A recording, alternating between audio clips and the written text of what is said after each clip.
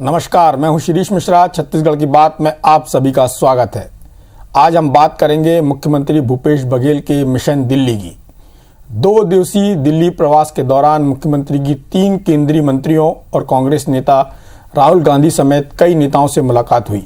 ऐसे में जब इसी महीने छत्तीसगढ़ में बजट पेश होना है तो सीएम भूपेश बघेल का केंद्रीय मंत्रियों से मुलाकात के कई सियासी मायने निकाले जा रहे हैं। दूसरी ओर राहुल गांधी से करीब 2 घंटे की चर्चा पर भी कयासों का बाजार गर्म है। मुख्यमंत्री भूपेश बघेल के मिशन दिल्ली से क्या हासिल हुआ और दौरे को लेकर उठ रहे कुछ अहम सवालों पर बहस करेंगे, लेकिन उससे पहले देखेंगे एक रिपोर्ट।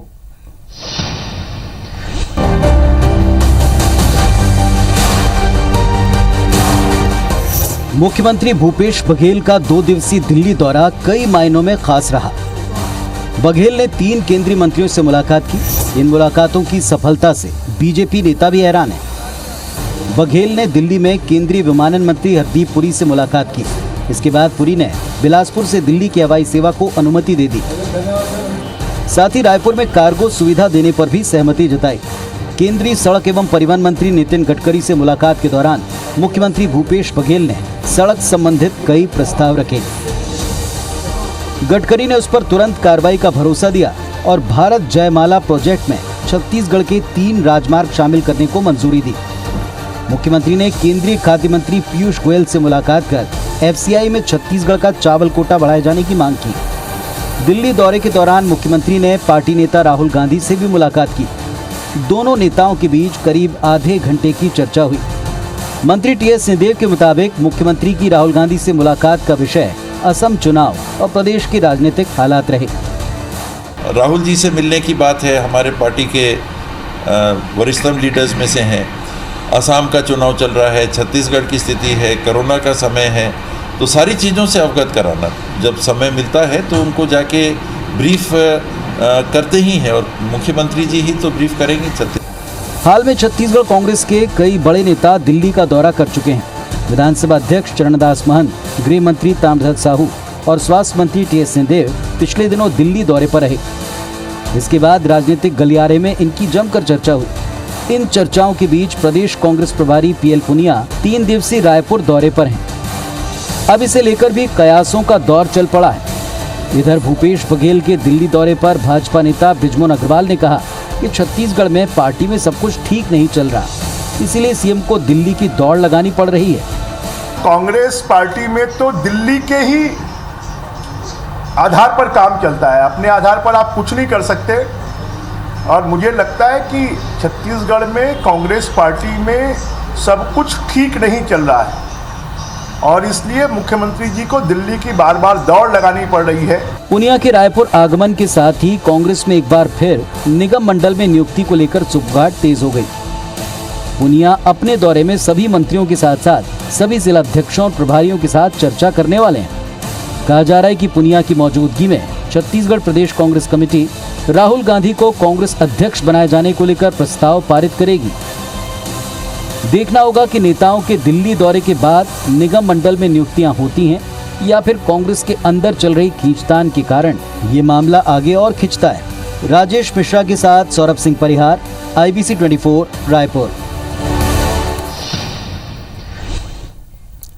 तो भूपेश बघेल जी का जो दिल्ली दौरा है उसके क्या सियासी मायने हैं, प्रदेश के विकास के लिए क्या उन्होंने बात की है केंद्रीय नेताओं से, इन सब विषयों पर बात करने के लिए हमारे साथ कांग्रेस से चंद्रदेव राय जी हैं जो विधायक हैं बिलाईगढ़ से, भारतीय जनता पार्टी से केदार गुप्ता जी हैं। नमस्कार। आप दोनों का बहुत बहुत स्वागत है हमारे इस खास कार्यक्रम में। नमस्कार। सबसे पहली बात तो चंद्रदेव राय जी से कर ली जाए। राय साहब, जिस तरह से भूपेश बघेल जी का दिल्ली दौरा हुआ है और उन्होंने जितने सारे नेताओं से मुलाकात की है, चाहे आपके पार्टी के नेता रहे हों, चाहे जो केंद्र की सरकार है उसके 3 बड़े दिग्गज मंत्रियों से उनकी मुलाकात हुई हो, इन सब चीज़ों को लेकर भारतीय जनता पार्टी भी मुखर है। उसका कहना है कि आपकी पार्टी में ठीक नहीं चल रहा है। हालांकि मुख्यमंत्री के यदि दौरे की बात की जाए तो दौरा एक तरह से सफल कहा जा सकता है। छत्तीसगढ़ को एक विमान सेवा मिली है बिलासपुर से, उसके अलावा भारतमाला योजना में 3 राजमार्गों की भी सौगात मिली है। तो भारतीय जनता पार्टी के आरोप और जो भूपेश बघेल जी का दौरा है उसको लेकर आपका क्या कहना है? है, उसको लेकर आपका क्या कहना है?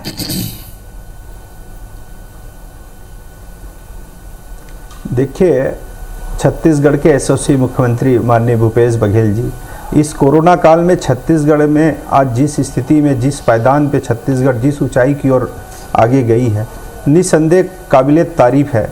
छत्तीसगढ़ नित उत्तरोत्तर वृद्धि कर रही है, गढ़बो नवा छत्तीसगढ़ की आशाओं को पूरा कर रही है। आज छत्तीसगढ़ के एसओसी मुख्यमंत्री जी दिल्ली दौरा में रहे हैं, 2 दिन की दिल्ली दौरे में रहे हैं, आला हाईकमान से मिले हैं और छत्तीसगढ़ की वर्तमान परिदृश्य पर चर्चा की है। यहाँ की विकास, यहाँ की प्रगति, उन्नति, तमाम विषयों पर चर्चा हुई है। हम लोग को छत्तीसगढ़ के किसानों के लिए, छत्तीसगढ़ के मजदूरों के लिए, युवाओं के लिए ये सौभाग्य की बात है कि कोरोना जैसे कार्यकाल में भी छत्तीसगढ़ आज देश में एक अच्छी स्थान पर है, कोरोना मुक्त जैसे स्थान पर है छत्तीसगढ़ प्रदेशवासियों के लिए सौभाग्य की बात है कि हम लोग को भूपेश बघेल जैसे मुख्यमंत्री प्राप्त हुआ है। निसंदेह आने वाले पीढ़ी के लिए भी यह सौगात की बात है कि छत्तीसगढ़ को इतना अच्छा मुख्यमंत्री मिला, जो वादा किया वो पूरा किया। छत्तीसगढ़ के किसान खुश है, हर वर्ग खुश है। एक बात बोलूंगा, एक उसी बात पे मैं आ रहा हूँ जो आरोप घूम के लगा रहे हैं। मैं ऐसा क्यों बीजेपी के लोग सोच रहे हैं, मैं उसी विषय पे आ रहा हूं। बीजेपी के पेट में दर्द क्यों हो रही है? भूपेश बघेल जी ने केंद्रीय मंत्रियों से भी मिला, आला हाईकमान राहुल गांधी जी से मिला और छत्तीसगढ़ की विकास, उन्नति, तरक्की, प्रगति के लिए बात रखी है और कई मुद्दों पर विशेष चर्चा भी हुई और सौगातें भी मिली। और इसमें बीजेपी के लोग हैरान क्यों हैं? पेट में उनकी दर्द क्यों हो रही है? मैं ये जानना चाहता हूं। तो आप ही बताइए, दर्द क्यों हो रहा है बीजेपी के पेट में?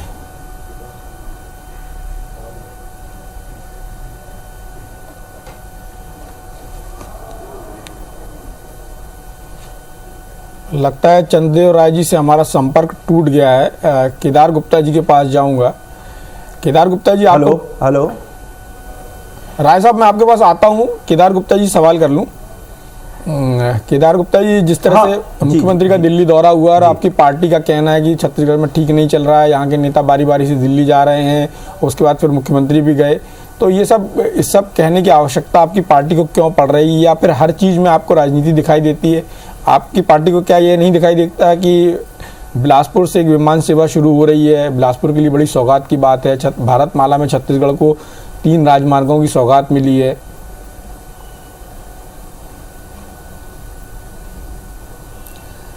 शिरीष भैया, ये तो बहुत खुशखबरी है और बेहद खुशी की बात है कि जो यहाँ बैठकर माननीय मुख्यमंत्री जी भूपेश बघेल जी जो आरोप लगाते थे कि मोदी सरकार केंद्र में बैठकर छत्तीसगढ़ से सौतेला व्यवहार कर रही है, वो आज वहीं जाकर मिलते हैं और कहते हैं हमको सौगात मिल रही है। तो मैं तो बहुत खुश हूँ। और पूरे देशवासियों को जो बात मालूम थी कि मोदी सरकार पक्षपात नहीं करती और विकास को प्राथमिकता देती है, राजनीति से ऊपर उठकर युवाओं को, किसानों को क्या हित में है वो काम करती है और विकास के पथ पर चलती है मोदी सरकार। चाहे छत्तीसगढ़ प्रदेश में कांग्रेस की सरकार क्यों ना हो, 20,000 करोड़ का सड़क का बजट, सड़क का योजना स्वीकार कर ली और पहले कर ली थी। तब माननीय मुख्यमंत्री जी शायद धन्यवाद देने गए होंगे। बिना मांगे 20,000 करोड़ की सौगात देते हैं माननीय नितिन गडकरी जी। ये तो एक, मैं कहूंगा कि भारतीय जनता पार्टी का सिद्धांत है कि हम देश के लिए काम करते हैं, देश की जनता के लिए काम करते हैं, राजनीति से ऊपर उठकर। चुनाव हो गया, जिसकी सरकार आ गई वो बैठ गए, ठीक है, पर अगर केंद्र से 20,000 करोड़ रुपए का बजट मिल रहा है तो वो कहते हैं सौगात मिली, तो मैं धन्यवाद माननीय मुख्यमंत्री जी को भी देता हूं। पहली बात। दूसरी बात कि राहुल गांधी जी से मिले तो परिक्रमा का समय है। छत्तीसगढ़ प्रदेश में हर राजनीति से संबंध रखने वाला आदमी और एक आम आदमी भी चौपाल में बात करता है कि 2.5 साल का पीरियड पूरा होने वाला है, तो भाई नारियल और प्रसाद तो चढ़ाना पड़ेगा ना। वहां तो चलता सब दिल्ली से है। अगर निगम मंडल में भी किसी को अध्यक्ष उपाध्यक्ष बनाना है तो भी दिल्ली तय करेगा। और लगातार जो मंत्रीगण और वरिष्ठ नेता दिल्ली की दौड़ लगा रहे हैं, तो मैं समझता हूं कि वो खींचतान वाला ही मामला है और 2.5 साल के लिए नारियल और प्रसाद चढ़ाने वाला मामला है। तो इससे भारतीय जनता पार्टी को कोई गुरेज नहीं है। पर मैं फिर से शुभकामनाएं दूंगा प्रदेश की जनता को और ये प्रदेश की सरकार को कि ऐसा केंद्रीय नेतृत्व जिसके लिए आप रायपुर आते हैं तो गालियां कहते सौगात मिली। तो आज जनता को साफ हो गया कि भारतीय जनता पार्टी की केंद्र में बैठी सरकार पक्षपात नहीं करती, छत्तीसगढ़ के विकास में काम करती है।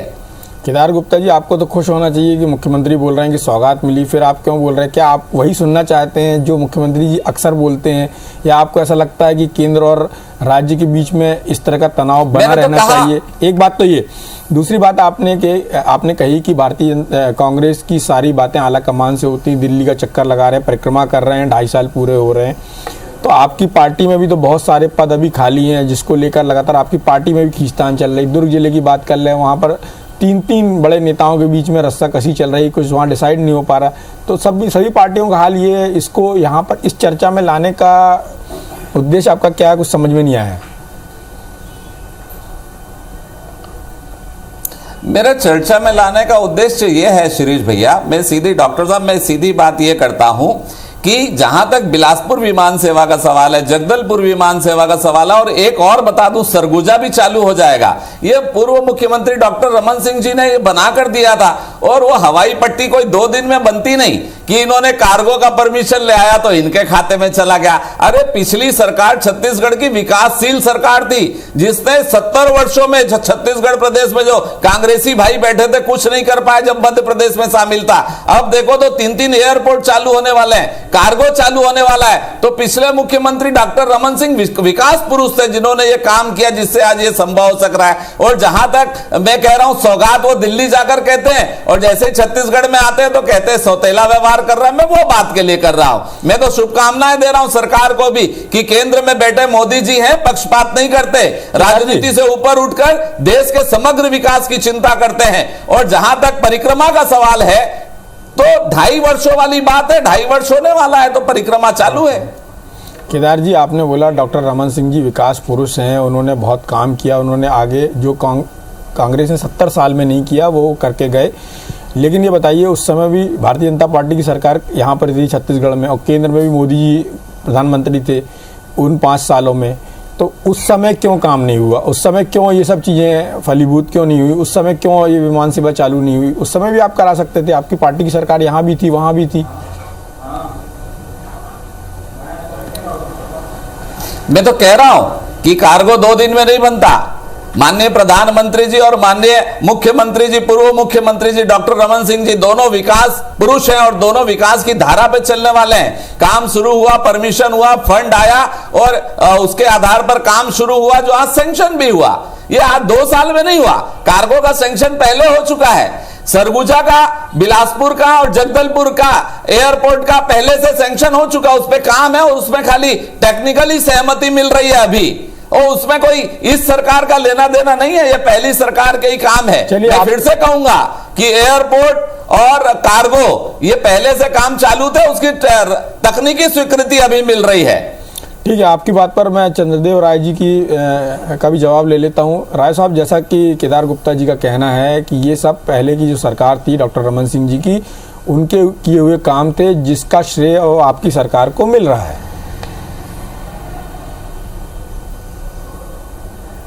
देखिए, गुप्ता जी को ये बताते हुए मुझे बड़ा दुख हो रहा है।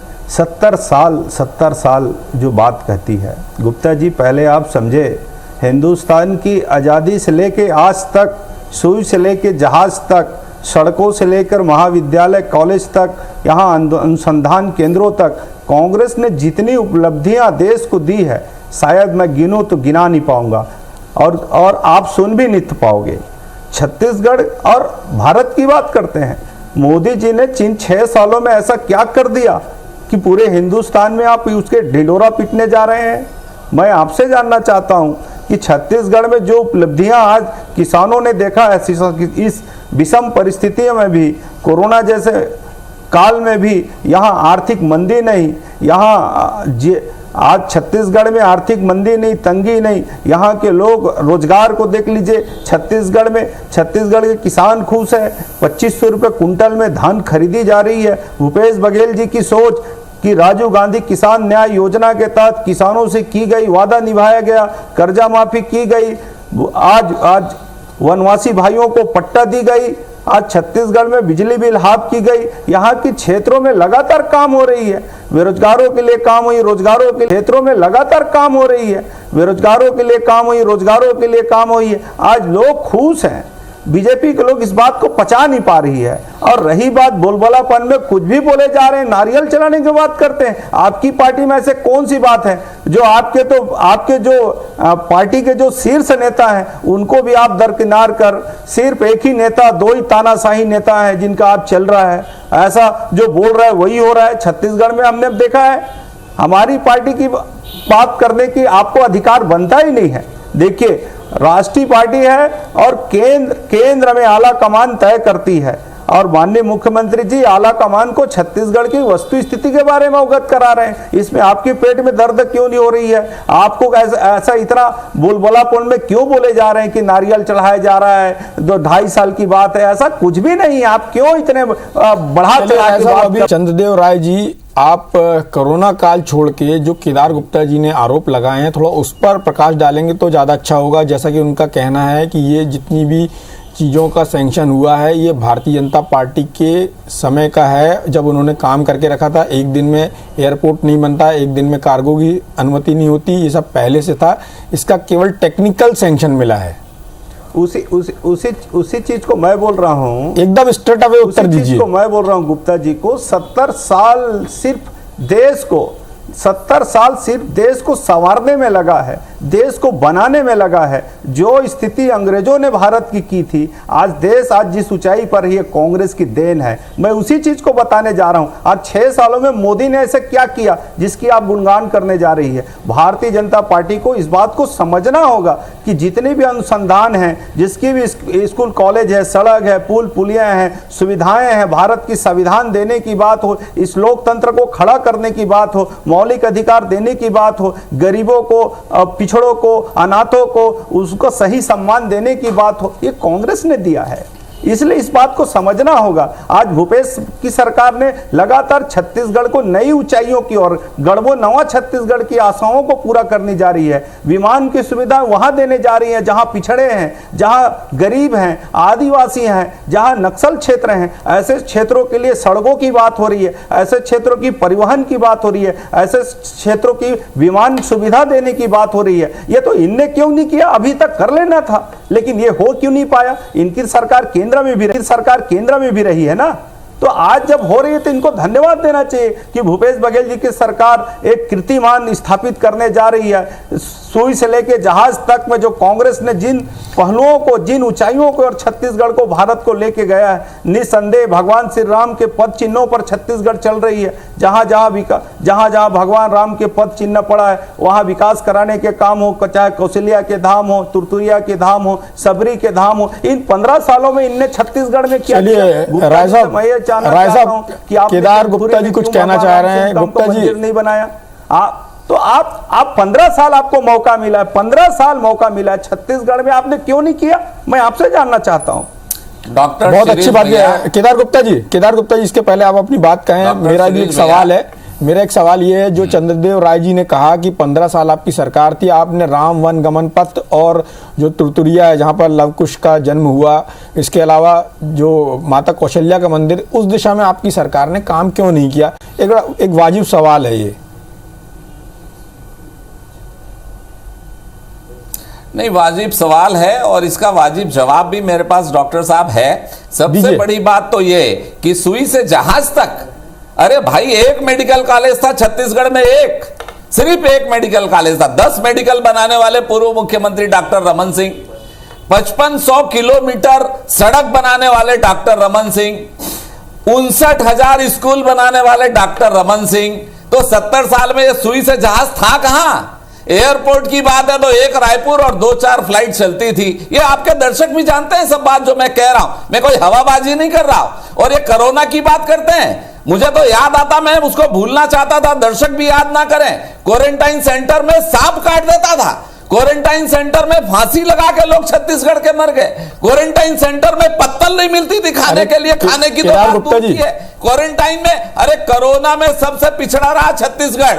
और दूसरी बात, केदार गुप्ता जी, आप देखिए छत्तीसगढ़ केदार गुप्ता जी और भारत की स्थिति में आप तुलना कर लीजिए। मैं आपसे बात कर रहा हूं छत्तीसगढ़ में जो स्थिति आज कोरोना की है, मैं कर तो रहा हूं, छत्तीसगढ़ में जिस कर रहा तरीका हूं, से कह रहा हूं। भारत में प्रधानमंत्री ने लॉकडाउन किया, जिस तरीका से पूरे आज देश भी के आप लोगों को, चौथे नंबर देश में के हो। लोगों को इस देश में लॉकडाउन में खत्म जिस हो रहा तरीके है। से केदार गुप्ता जी, केदार गुप्ता जी, आप दोनों की बहस का कोई अंत नहीं होने वाला। आप मेरे सवाल का जवाब दे दीजिए। ना करे। आप मेरे सवाल का जवाब दे दीजिए कि 15 साल में भारतीय जनता पार्टी ने कौशल्या माता के मंदिर के लिए, लव कुश का जहाँ जन्म हुआ था, उसके विकास के लिए, राम वन गमन पथ के लिए क्या किया? बस छोटा जवाब चाहिए, क्योंकि कार्यक्रम समाप्त होने का समय हो गया है। तक जो उत्थान किया, विकास किया है, राम वन गमन पथ की पूरी संरचना माननीय श्याम बैस जी ने की, और जो रामचरितमानस के आधार पर राम वन गमन पथ है, उसको टूरिज्म बोर्ड ने छत्तीसगढ़ के, मैं वाइस चेयरमैन था, हमने दिल्ली भेजा, मैंने भेजा मेरे हाथों से।